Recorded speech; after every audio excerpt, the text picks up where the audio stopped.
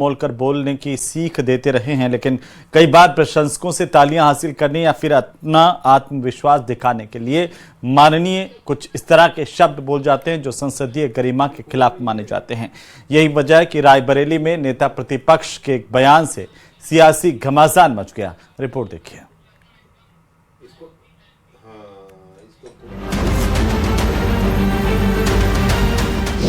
राहुल गांधी का विवादित बयान, सूबे में मच गया सियासी घमासान। गहलोत बोले, राहुल ने दिया देश की भावना को स्वर। बीजेपी का तगड़ा पलटवार, राहुल को न शब्दों का ज्ञान न संस्कार। राहुल गांधी को शब्द चयन तो आता ही नहीं है, संस्कार उन्होंने प्राप्त नहीं किए। उनके वरिष्ठ नेताओं ने शायद इसी प्रकार की बात उनको सिखाई है। अगर स्थिति बिगड़ गई, लोग सड़कों में आ गए तो देश का क्या होगा, वो चिंता मोदी जी को भी होनी चाहिए। नेता प्रतिपक्ष राहुल गांधी ने अपने संसदीय क्षेत्र रायबरेली में प्रधानमंत्री और गृह मंत्री पर ऐसी टिप्पणी कर दी जिसे लोकतांत्रिक भारत स्वीकार्य नहीं करता। संसदीय गरिमा अनुमति नहीं देती। इसके बावजूद पार्टी के सिपहसालार अपने नेता को जस्टिफाई करने लगे। दरअसल राहुल गांधी का विवादित बयान उन्हें अपनी वफादारी साबित करने का मौका दे दिया, वो मौका जिसकी उन्हें सख्त दरकार रहती है। 2 बार सूबे की कमान संभाल चुके अशोक गहलोत ये जानते हैं कि अगर कांग्रेस भविष्य में कभी सत्ता के करीब पहुंचती है तो तीसरी बार गहलोत को प्रदेश की कमान तभी मिलेगी जब उन्हें आला कमान का आशीर्वाद प्राप्त होगा। इसीलिए गहलोत ने मुक्त कंठ से अपने लीडर को सही साबित करने का नाकाम प्रयास किया। उम्मीद के मुताबिक बीजेपी ने तगड़ा पलटवार किया। प्रदेश अध्यक्ष मदन राठौड़ ने 2 टूक कह दिया कि राहुल ने अपनी ऐसी हरकतों से पार्टी को नेस्तनाबूद होने के कगार पर पहुंचा दिया है। मैं सोचता हूं कि राहुल गांधी विक्षिप्त हो गए। ऐसा विक्षिप्त व्यक्ति इस प्रकार की बात कर सकता है, और जो इस देश के प्रधानमंत्री के लिए, देश के गृह मंत्री के लिए, जिन्होंने इस देश को समृद्ध करने में अपना सर्वस्व आहुति दे दी, सब कुछ काम कर दिया, उनके लिए इस प्रकार का शब्द प्रयोग कर देना मैं सोचता हूं कि अत्यंत निंदनीय है, घृणित है। इसका सबक जनता ने तो दिया है उनको। पश्चिमी बंगाल में, तमिलनाडु में भी वो एकदम साफ हो गए। हिंदुस्तान के मानचित्र से, राजनीतिक पटल से कांग्रेस नेस्तनाबूद हो गई है, और ये रही सही कसर ये राहुल गांधी जी पूरी कर रहे हैं। देखिए, देश को देशभक्ति का ISO सर्टिफिकेशन कम से कम राहुल गांधी जी से तो नहीं लेना, और राहुल गांधी जी का खुद का रिपोर्ट कार्ड देश की जनता उन्हें दे चुकी है। दुनिया के अंदर सबसे ट्रस्टेड देश भारत है। सारे देश भारत को साथ लेकर चलना चाहते हैं। ऐसे माहौल के अंदर राष्ट्र कल्याण भी हो रहा है और राष्ट्र सुरक्षा भी हो रही है। अंत्योदय भी है और सर्वोदय भी है। धारा 370 भी समाप्त है, आतंकवाद भी समाप्ति की ओर है, नक्सलवाद भी खत्म हो रहा है।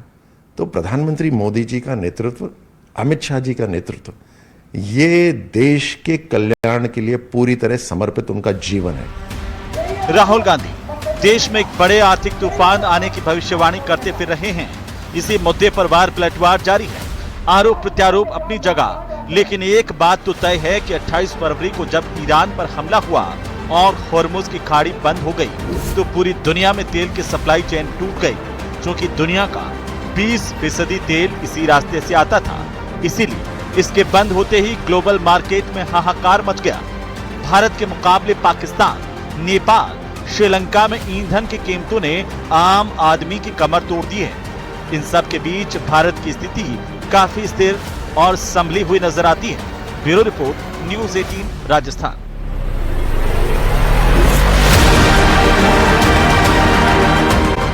प्रधानमंत्री नरेंद्र मोदी के इटली के दौरे में भारत और इटली के रिश्तों को नई मजबूती मिली है। रोम में इटली के प्रधानमंत्री मेलोनी के साथ संयुक्त प्रेस बयान में पीएम मोदी ने दोनों देशों के बीच में बढ़ते हुए भरोसे, रणनीतिक साझेदारी और आतंकवाद के खिलाफ साझा लड़ाई का बड़ा संदेश दिया है। प्रधानमंत्री ने काशी और रोम की ऐतिहासिक विरासत का जिक्र करते हुए रिश्तों को सभ्यताओं के जुड़ाव से भी जोड़ा। रिपोर्ट देखिए।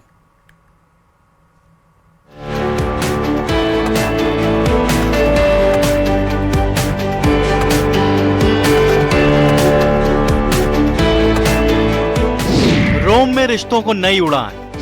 डिजाइन, डिफेंस और डेवलपमेंट, आतंक पर जीरो टॉलरेंस।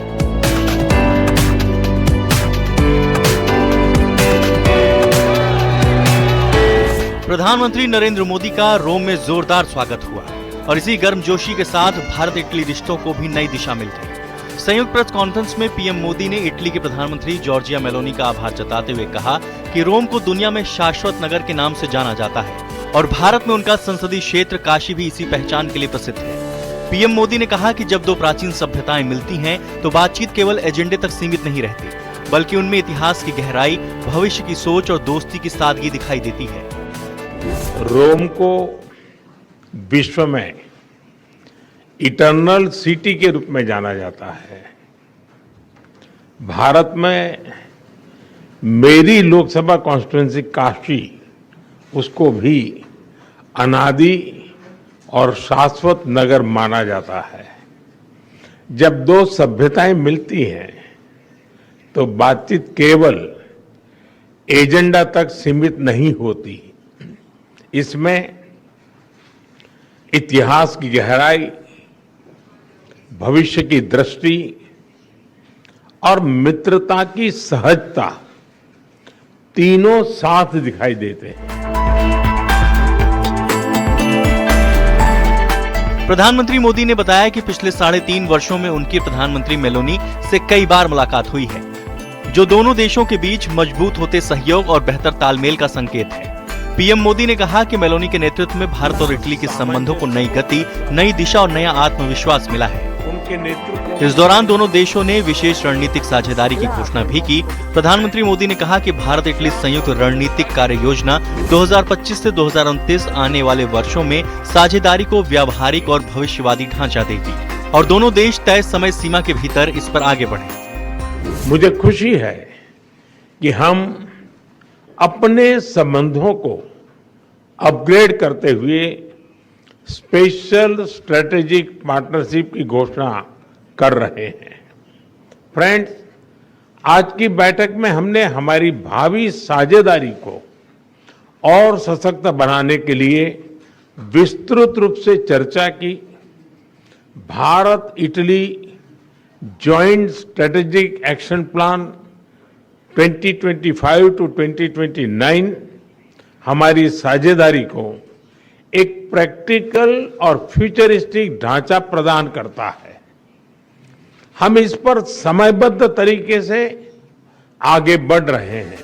पीएम मोदी ने कहा कि इटली दुनिया में डिजाइन के लिए मशहूर है, जबकि भारत प्रतिभा, पैमाने और किफायती इनोवेशन का बड़ा केंद्र बन चुका है। ऐसे में दोनों देश मिलकर डिजाइन इन इंडिया और Italy develop for the world के विजन पर बढ़ेंगे। दोनों देशों के स्टार्टअप्स, रिसर्च सेंटर्स और उद्योगों को आपस में जोड़ने के लिए हम इंडिया इटली इनोवेशन सेंटर पर काम कर रहे हैं। फ्रेंड्स, रक्षा और सुरक्षा के क्षेत्रों में करीबी सहयोग हमारे गहरे आपसी विश्वास का प्रतीक है। हमारी सेनाओं के साथ साथ दोनों देशों के रक्षा उद्योगों के बीच भी सहयोग बढ़ रहा है। आतंकवाद के मुद्दे पर भी भारत और इटली एक सुर में नजर आए। पीएम मोदी ने कहा कि आतंकवाद मानवता के लिए सबसे गंभीर चुनौतियों में से एक है और टेरर फंडिंग के खिलाफ भारत इटली की साझा पहल दुनिया के सामने मजबूत उदाहरण बनकर उभरी है।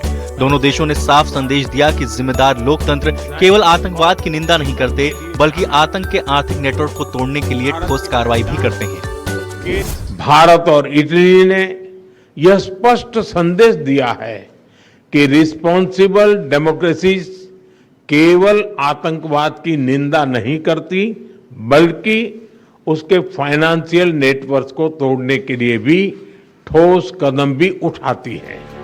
वहीं भारत और इटली के बीच बढ़ती नजदीकियां अब सिर्फ कूटनीति तक सीमित नहीं है, बल्कि रणनीतिक साझेदारी, टेक्नोलॉजी, डिजाइन और आतंकवाद के खिलाफ साझा मोर्चे तक पहुंच चुकी है। रोम से निकला ये संदेश आने वाले समय में वैश्विक राजनीति में भी अहम असर डाल सकता है। Bureau report, news 18।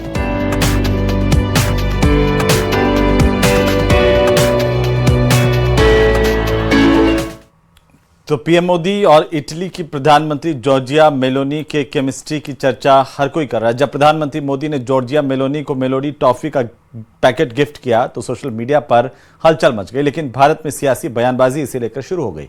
कांग्रेस ने पीएम मोदी के दौरे को लेकर सवाल खड़े कर दिए। आखिर मोदी और मेलोनी की तस्वीरों से कांग्रेस क्यों परेशान हो रही है, रिपोर्ट देखिए। Prime Minister Modi brought us a gift, a very, very good toffee. प्रधानमंत्री नरेंद्र मोदी की विदेश यात्रा पर सियासत जोरदार हो रही है, लेकिन इटली से जो तस्वीरें सामने आई हैं, वो पूरी दुनिया में चर्चा का विषय बनी हुई हैं। पीएम मोदी और इटली प्रधानमंत्री जॉर्जिया मेलोनी की केमिस्ट्री की चर्चा हर कोई कर रहा है।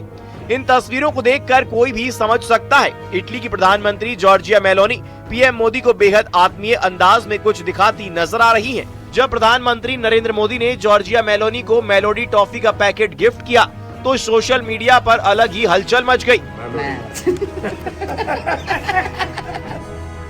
Prime Minister Modi brought us a gift, a very, very good toffee.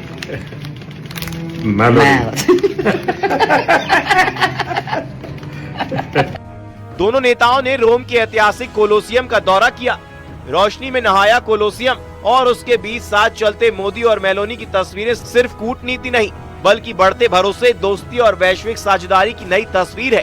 Italy और भारत के बीच द्विपक्षीय चर्चा में कई अहम मुद्दों पर चर्चा हुई।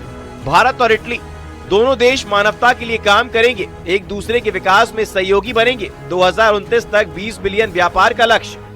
विपक्षी दलों को ये समझौते नहीं दिख रहे हैं, सिर्फ मेलोडी टॉफी दिख रही है। राहुल गांधी इसे नेतृत्व नहीं, नौटंकी बता रहे हैं। उल्टा वो जाकर मेलोनी जी के साथ टॉफी खा रहे हैं और वीडियो बना रहे हैं जैसे मजाक चल रहा है। खैर, सियासत अपनी जगह है, लेकिन देश की साख पर बट्टा नहीं लगाना चाहिए। जब भारत की प्रतिष्ठा की बात हो तब राजनीतिक मतभेद आड़े नहीं आने चाहिए। Bureau report, news 18।